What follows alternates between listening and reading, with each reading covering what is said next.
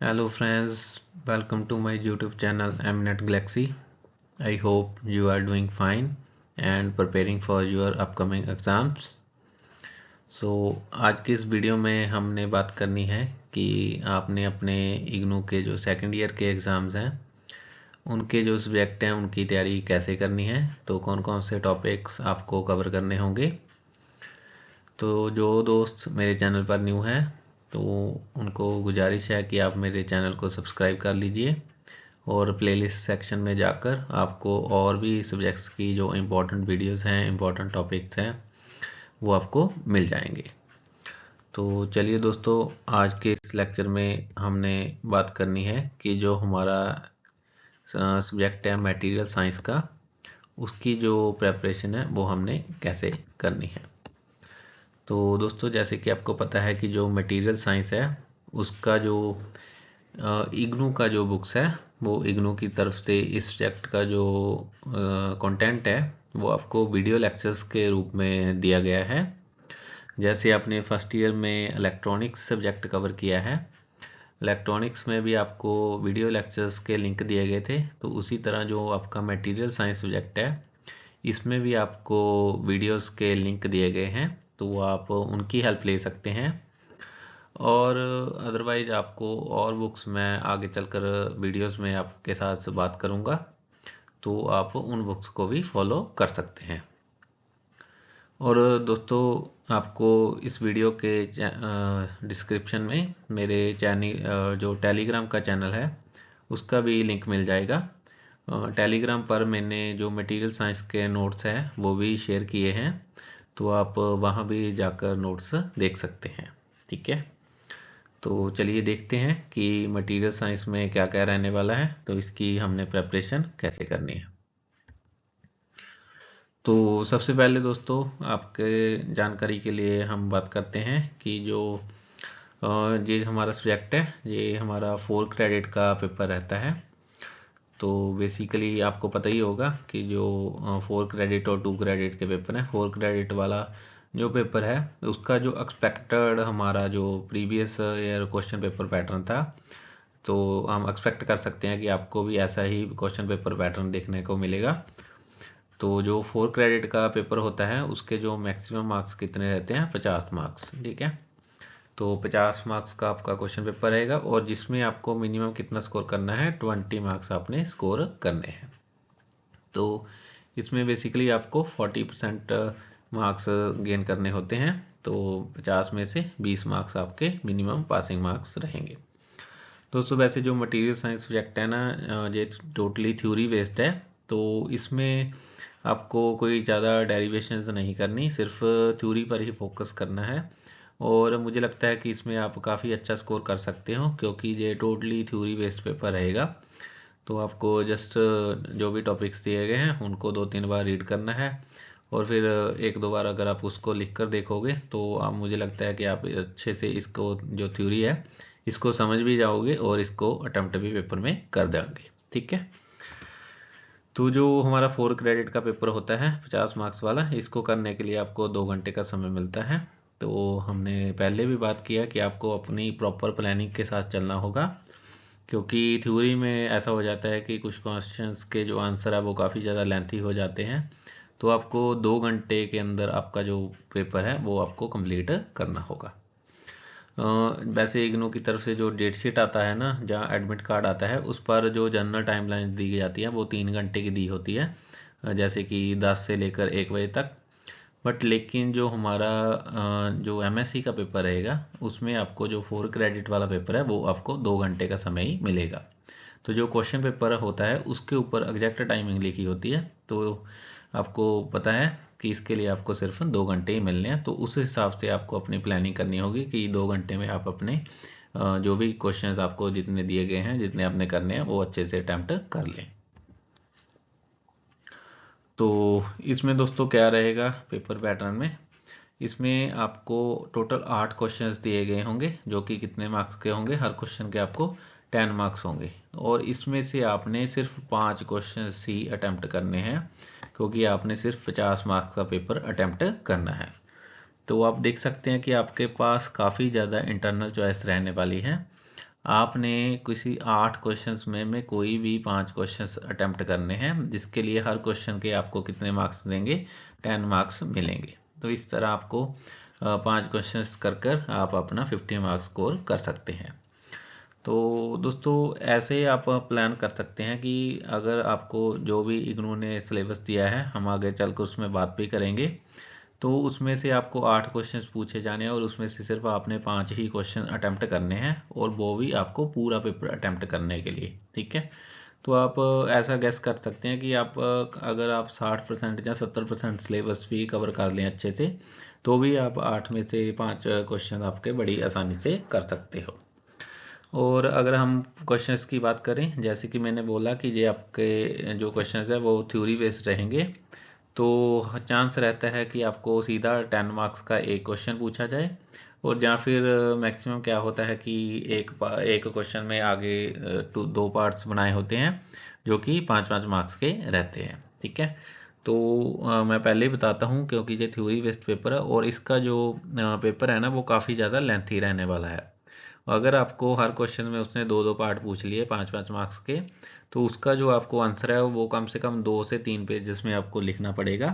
तो इसलिए आपको इस पेपर के लिए अपनी जो राइटिंग स्किल है उसको काफ़ी बढ़ाना होगा, तेज करना होगा, और फिर आपको जो अपना थ्योरी का पेपर है उसको अच्छे से अटैम्प्ट कर सकते हो। ठीक है, तो आप मानकर चलिए कि इसमें आपका जो काफ़ी ज़्यादा वास्ट सिलेबस आपसे पेपर में पूछा जाएगा, और 5-5 मार्क्स के आपके पास क्वेश्चंस रहने के ज़्यादा चांस है।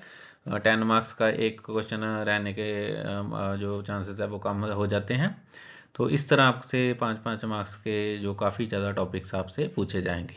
ठीक है, तो आपको काफ़ी ज़्यादा इसके लिए हार्ड वर्क करना होगा।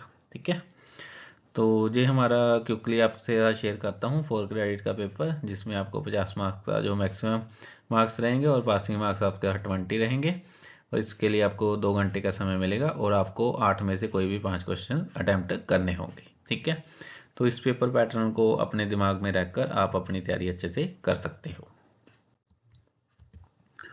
तो फिलहाल हम देखते हैं कि जो इग्नू ने इसका कंप्लीट सिलेबस दिया है उसमें क्या क्या रहने वाला है। तो दोस्तों जैसे कि जो मटेरियल साइंस का आपका सब्जेक्ट है, तो इसमें बेसिकली आपको जो मटेरियल की स्ट्रक्चर्स होती है, मॉर्फोलॉजी होती है, उसका आपका इम्पोर्टेंट टॉपिक रहेगा। और आपको पता है कि दो crystalline and amorphous nature of material रहता है, ये आपके इम्पोर्टेंट टॉपिक्स हैं। और फिर नेक्स्ट जो मटेरियल की कंपोजिशन है वो रहेगी, और फिर इसकी स्ट्रक्चर और प्रॉपर्टीज़ को आपसे हमने कोरिलेशन देखना है। तो बेसिकली आपको जानना है कि मटेरियल्स क्या होते हैं, उनकी क्या स्ट्रक्चर रहती हैं, क्या क्या उनकी प्रॉपर्टीज़ होते हैं। तो ये आपका जो आपका फर्स्ट पार्ट है nature of material structure and morphology, इसके ऊपर रहेगा। और नेक्स्ट फिर आपका रहेगा मटेरियल प्रोसेसिंग्स। तो आपको जो भी मटेरियल्स होते हैं वो कहाँ से मिलते हैं, कौन कौन से मेथड है उनको लेने के लिए, जैसे पावर टेक्नोलॉजी होगी, सिरामिक्स क्या होते हैं, और फिर काफ़ी ज़्यादा टेक्निक्स हैं जिसके बारे में आपने स्टडी करना है। जैसे कि सिंथेसिस ऑफ थिन फिल्म्स, ये आपका एक टॉपिक रहेगा। ठीक है, तो इस तरह से आपको जो अपना इसमें से मटेरियल प्रोसेसिंग वाला टॉपिक करना है। तो ये उन स्टूडेंट्स के लिए जिन्होंने फुल सिलेबस कवर करना है। तो इस स्लाइड पर आप देख सकते हैं nature of material structure and morphology and material processing. तो चलिए देखते हैं नेक्स्ट स्लाइड पर। और फिर जो हमारा एक नेक्स्ट इंपॉर्टेंट टॉपिक आता है वो आता है इम्परफेक्शंस इन सॉलिड्स। तो बेसिकली ये जो हमारे सॉलिड मटेरियल होते हैं उनकी जो ज्योमेट्री है उसमें काफ़ी ज़्यादा इम्परफेक्शंस होती हैं, डिसऑर्डर्स होते हैं, तो उनकी ये स्टडी रहेगी। इसमें जैसे पॉइंट डिफेक्ट हो गए, लीनियर डिफेक्ट हो गए, इम्प्योरिटीज़ हो गया, तो इसको आपने कवर करना है। फिर नेक्स्ट है जो इम्पोर्टेंट टॉपिक वो है प्रॉपर्टीज ऑफ मटेरियल्स। तो दोस्तों मटेरियल साइंस है ना, ये काफ़ी ज़्यादा वास्ट इसमें सिलेबस कवर होता है इसका। इसमें बहुत ज़्यादा मतलब सब टॉपिक्स हैं। तो आपको मटेरियल्स की जो प्रॉपर्टीज़ हैं उसको, इस टॉपिक को आपको ध्यान से करना होगा। मटेरियल की जैसे कि मैकेनिकल प्रॉपर्टीज़, फिर इसकी इलेक्ट्रिकल प्रॉपर्टीज़, फिर इसकी ऑप्टिकल प्रॉपर्टीज़, और फिर इसकी जो मैग्नेटिक प्रॉपर्टी रहेगी, इसका जो केमिकल बिहेवियर रहेगा, ये सभी तरह की प्रॉपर्टीज़ आपको अलग अलग जो मटेरियल्स हैं उनकी करनी होगी। ठीक है। और फिर जो हमारा एक और टॉपिक आ जाता है वो आ जाती है applications of materials in various field. तो जो मटेरियल्स हैं उसकी energy, space, environment, biomedical, defence, industry sector, daily life में जो मटेरियल्स हैं उनके हमारे क्या क्या यूजेस रहते हैं, उनकी क्या क्या एप्लीकेशंस रहती है। तो ये हमका जो कंप्लीट सिलेबस है वो रहने वाला है। तो जिन स्टूडेंट ने जो रेगुलर स्टडी अपनी कर रहे हैं तो उनके लिए ये कंप्लीट सिलेबस रहेगा, इन टॉपिक्स को आपने कवर करना है। नेक्स्ट दोस्तों इसमें एक और टॉपिक रह जाता है, वो है phase transformation and rate process in solids. तो जैसे कि आपको पता है दोस्तों कि जो मटेरियल्स होते हैं वो अपनी उसमें फेज ट्रांजिशन होती रहती हैं। जैसे हम वाटर की एग्जांपल करते हैं कि वाटर जो है वो लिक्विड से सॉलिड फॉर्म में भी आ जाता है और फिर गैसेस स्टेट में भी आ जाता है। तो इस तरह जो मटेरियल्स हैं उनकी जो फेज ट्रांसफॉर्मेशन होती रहती है, तो उनके इम्पोर्टेंट मेथड्स है जो वो आपके करने हैं। और इसमें एक तो क्रिस्टल ग्रोथ मेथड काफ़ी इम्पोर्टेंट है, और फिर जो जोन रिफाइनिंग मेथड है ये काफ़ी ज़्यादा इम्पोर्टेंट है। और फिर एक आपके पास टॉपिक रहते हैं जैसे फिक्स ला ये हो गया, और फिर गिब्स फेस रूल। तो इन टॉपिक्स को आपने कंप्लीट सिलेबस के लिए करना होगा। ठीक है दोस्तों, तो ये था आपका कंप्लीट सिलेबस। तो नेक्स्ट हम मूव करते हैं कि वो स्टूडेंट्स जिनके पास अभी टाइम की शॉर्टेज है, जहाँ बिल्कुल अपने लास्ट मोमेंट पर प्रिपरेशन करना चाहते हैं, इससे पहले उन्होंने कोई भी तैयारी नहीं की, तो उनके लिए कुछ जो एक्सपेक्टेड इम्पोर्टेंट टॉपिक्स हम इसमें डिस्कस करेंगे जो उन्होंने डेफिनेटली कवर करने होंगे। तो फर्स्टली जो हमारा जो इम्पोर्टेंट टॉपिक बनता है वो है brief about various type of material. तो दोस्तों जैसे कि मैंने कंप्लीट सिलेबस में बात किया था कि मटेरियल जो मटेरियल साइंस सब्जेक्ट है ना, मटेरियल इंजीनियरिंग, इसका एरिया काफ़ी ज़्यादा वाइड है, इसमें बहुत ज़्यादा टॉपिक्स आ जाते हैं। तो आपको बेसिकली जो अलग अलग तरह के डिफरेंट टाइप्स के मटेरियल होते हैं उनकी ब्रीफ स्टडी आपने ज़रूर कवर करनी है, कि जैसे मेटल्स क्या होती हैं, इनकी क्या क्या प्रॉपर्टी रहती हैं, फिर जो सिरामिक्स होते हैं, पॉलीमर्स होते हैं, कंपोजिट होते हैं, और semiconductors, bio material, smart material, nano material. ठीक है। तो इस तरह जैसे जब भी आप बुक में देखोगे ना, आपके साथ मैं नोट्स शेयर करूँगा, तो आपको बहुत तरह के मटेरियल्स आपको बताए जाएंगे। ठीक है। तो जो मटेरियल्स की टाइप्स हैं ना, वो काफ़ी ज़्यादा फैक्टर्स पर डिपेंड करती हैं। तो जैसे किसी पर्टिकुलर एरिया में अगर हमने यूज़ करने हो तो उसके लिए डिफरेंट क्लासिफिकेशन रहती हैं। और फिर अगर हम किसी प्रॉपर्टीज़ की बात करें तो उसके बेस पर जो मटेरियल्स हैं उनकी क्लासिफिकेशन डिफरेंट रहती है। ठीक है। तो इस तरह ये मटेरियल साइंस में काफ़ी ज़्यादा टॉपिक्स आ जाते हैं। तो आपको बेसिकली ब्रीफ स्टडी करनी है इन सभी तरह के मटेरियल से रिलेटेड। ठीक है। तो एक चांस है कि आपको इन सभी से बेसिक जो डेफिनेशंस हैं मटेरियल के बारे में, मटेरियल इनमें से कोई एक टॉपिक आपको पेपर में आ सकता है। ठीक है। तो इनको आप अच्छे से कवर करें। नेक्स्ट जो हमारा टॉपिक है वो रहेगा मटेरियल स्ट्रक्चर एंड ज्योमेट्री। तो जैसे मैंने जहाँ आपसे बात की है कि आपने ब्रीफ स्टडी करनी है मटेरियल्स की, तो इसमें आपने एक और टॉपिक जो कवर करना है वो मटेरियल की स्ट्रक्चर एंड ज्योमेट्री को कवर करना है। तो दोस्तों आपने अपनी जो ग्रेजुएशन में या फिर आपने जो 11th 12th की है उसमें भी आपने मटेरियल की स्ट्रक्चर एंड ज्योमेट्री के बारे में काफ़ी डिटेल में पढ़ा था।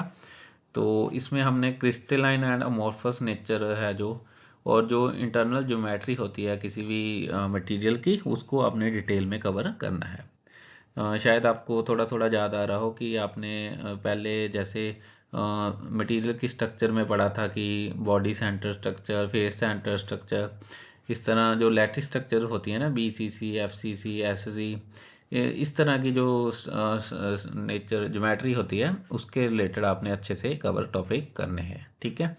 तो मटेरियल की स्ट्रक्चर और ज्योमेट्री से रिलेटेड आपको एक क्वेश्चन पेपर में आ सकता है, तो इस टॉपिक को आपने ध्यान से कवर करना है। ठीक है। तो अगर मैं जहाँ तक बात करूँ तो जहाँ पर आपको बेसिक मटेरियल के बारे में जो बेसिक था उसके बारे में आपने कवर करना है, मटेरियल्स की डेफिनेशन, उनकी क्लासिफिकेशन और उनकी इंटरनल ज्योमेट्री। तो नेक्स्ट जो हमारा टॉपिक रहेगा वो रहेगा मटेरियल के सिंथेसिस से रिलेटेड। तो इसमें जो इम्पोर्टेंट मेथड्स है वो मैंने आपके साथ स्क्रीन पर शेयर किए हैं, इनको आपने डेफिनेटली कवर करना है। इन जो जो नेमिंग्स मेथड दिए गए हैं ना, इनमें से एक आपको पेपर में आएगा, तो हाईली चांस है कि एक से ज़्यादा भी इसमें से आ जाए। तो इस टॉपिक को आपने अच्छे से करना है। ये सभी इम्पोर्टेंट है, जैसे कि क्रिस्टल ग्रोथ मेथड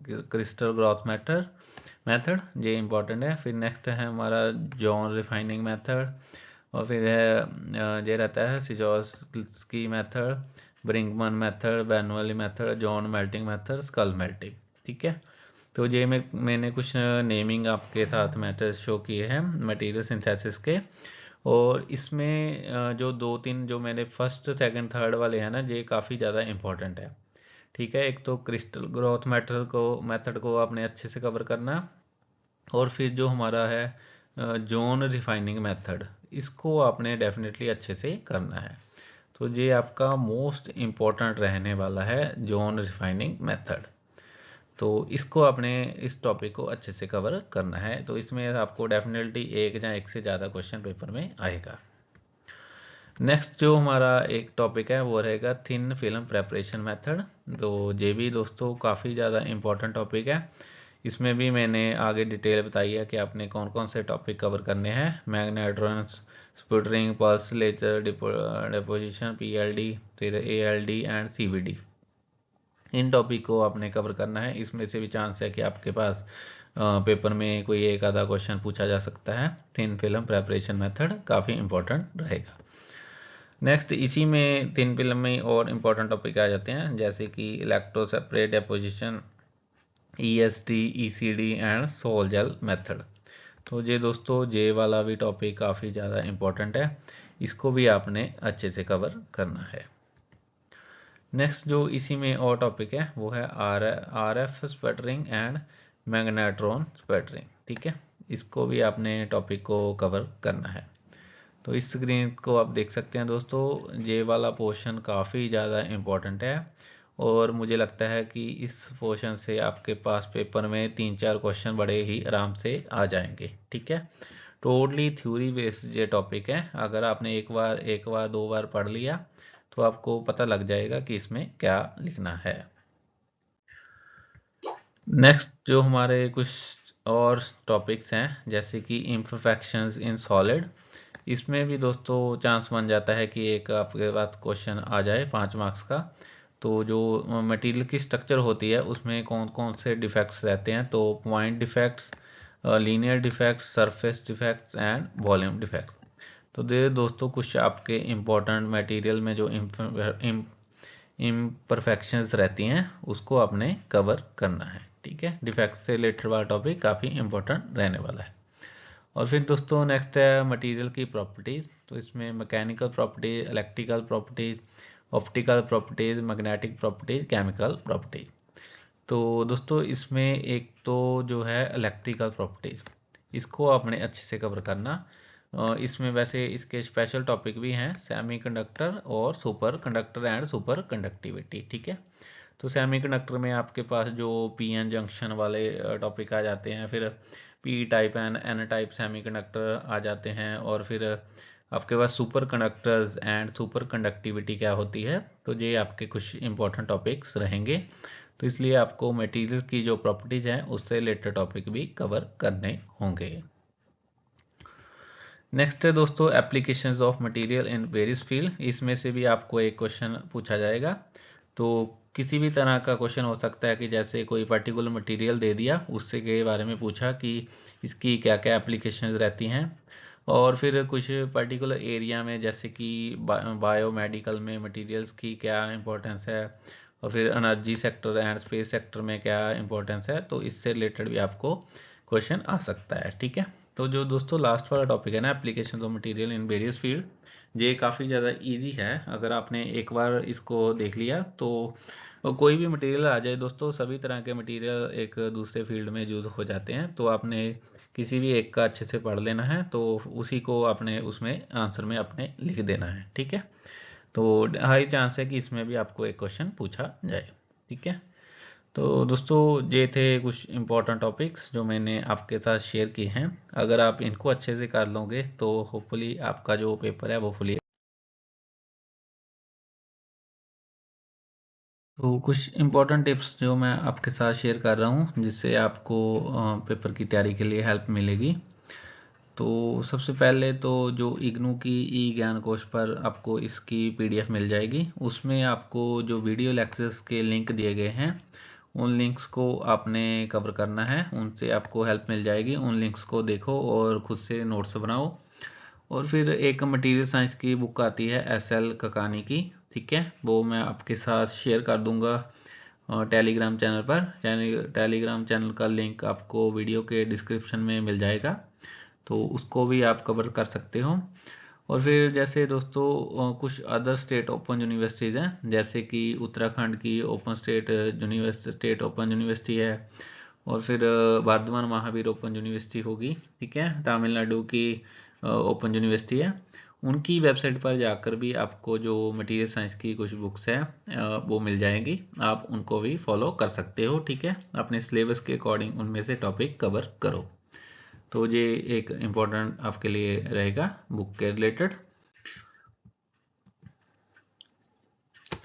और फिर कुछ और जो बातें मैं आपके साथ शेयर करता हूँ, जैसे कि आपको जो भी कंप्लीट थ्योरी एंड डेरिवेशंस है उसको आपको करना होगा। और जो इम्पोर्टेंट बात है कि आप अपने खुद से हैंड रिटन नोट्स बनाएं। तो ये तो एक मैंने बोला ही है, क्योंकि इसके लिए आपको कोई प्रॉपर मटेरियल नहीं मिल रहा, तो इस आपको टॉपिक है ना वो ढूंढ ढूंढ कर इसके नोट्स बनाने होंगे। तो आप इंटरनेट से हेल्प ले सकते हो, ठीक है। और फिर आप आगे हम बात भी करेंगे एआई सॉफ्टवेयर से रिलेटेड। और आपको क्या करना होगा, जो आपके असाइनमेंट के क्वेश्चंस आए हैं और प्रीवियस ईयर क्वेश्चन एक बार ही अभी तक सेकेंड ईयर के क्वेश्चन सॉरी पेपर हुए हैं, तो आपको जो क्वेश्चन पेपर है वो मैं आपको प्रोवाइड करवा दूंगा। तो जो उसमें क्वेश्चंस आए हैं उनको और जो आपकी असाइनमेंट्स थी उसके क्वेश्चंस को आपने कवर कर लेना है खुद से, ताकि आपकी प्रैक्टिस हो जाए। और फिर रिटर्न प्रैक्टिस दोस्तों, जैसे मैंने आपको बताया कि जो मटेरियल साइंस का पेपर है ना, ये काफ़ी लेंथी रहेगा।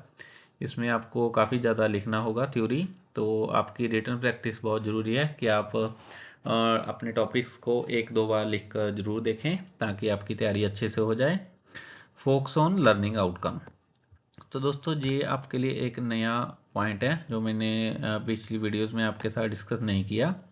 फोकस ऑन लर्निंग आउटकम दोस्तों ये क्या है, अगर आपने अपनी इग्नू की जो बुक्स है वो अच्छे से देखी होगी तो आपको पता चला होगा कि जब भी हम कोई भी इग्नू के बुक का जो चैप्टर है उसको देखते हैं तो उसके फ्रंट पर बिल्कुल लर्निंग आउटकम्स दिए जाते हैं। कि लर्निंग आउटकम्स क्या होते हैं दोस्तों, कि जैसे ही हमने इस चैप्टर को पढ़ा तो इस चैप्टर को पढ़ने के बाद हमें कौन कौन सी जो टॉपिक्स हैं उसकी नॉलेज मिलेगी, ठीक है। तो लर्निंग आउटकम जो बेसिकली क्वेश्चनियर के फॉर्म में दिए जाते हैं कि after reading this chapter you will study about this one जो भी टॉपिक आपको मेंशन किए होंगे उन टॉपिक्स को जरूर देख लेना है आपको दोस्तों, लर्निंग आउटकम्स को। क्योंकि बहुत बार ऐसा हुआ कि जो लर्निंग आउटकम में उन्होंने क्वेश्चन दिया है ना, वही क्वेश्चन पेपर में एज इट इज आपके पास पूछा गया है। तो जो लर्निंग आउटकम्स दिए गए हैं उनको जरूर फोकस करें। Next important point, taking help from AI software. तो दोस्तों मैंने जैसे आपको बताया है, जब भी इंपॉर्टेंट टॉपिक्स मैंने बताए तो उसमें जो पर्टिकुलर मैंने टॉपिक्स बताए उसको आपने सर्च कर लेना है, जैसे कि चैट जीपीटी हो गया, या फिर आपके व्हाट्सएप पर मेटा एआई होता है। तो जैसे अभी मैंने अपनी डिग्री कंप्लीट की है एमएससी की, तो मैंने काफ़ी ज़्यादा हेल्प ली इन सॉफ्टवेयर से। इनको मैंने कोई भी सॉफ्टवेयर जैसे कि मेटा हुआ, तो मेटा को मैंने कोई भी जो भी टॉपिक था उसके बारे में पूछा तो उसने उसका एक शॉर्ट नोट्स मुझे दे दिए, ठीक है। तो क्विक रिवाइज करने के लिए कई बार आपको बुक में कोई टॉपिक नहीं मिलता, तो फिर आप चैट जीपीटी या कोई भी और अदर एआई सॉफ्टवेयर हैं उनकी आप हेल्प ले सकते हैं, ठीक है। तो ये कुछ थी इम्पोर्टेंट टिप्स मैंने जो आपके साथ शेयर की है। तो होपफुली दोस्तों आपको वीडियो से काफ़ी ज़्यादा हेल्प मिलेगी, आपको अपनी प्रेपरेशन में कोई दिक्कत नहीं आएगी। तो मेरे चैनल को अपने अपने दोस्तों के साथ भी शेयर कीजिए और सब्सक्राइब कीजिए। अगर आपकी कोई भी क्वेरी है तो आप जो भी हमने वीडियोस डाली हैं उसमें कमेंट कर सकते हैं। मैं कोशिश करूँगा कि आपकी हर क्वेरी का जवाब दूँ। ओके दोस्तों, थैंक यू, धन्यवाद।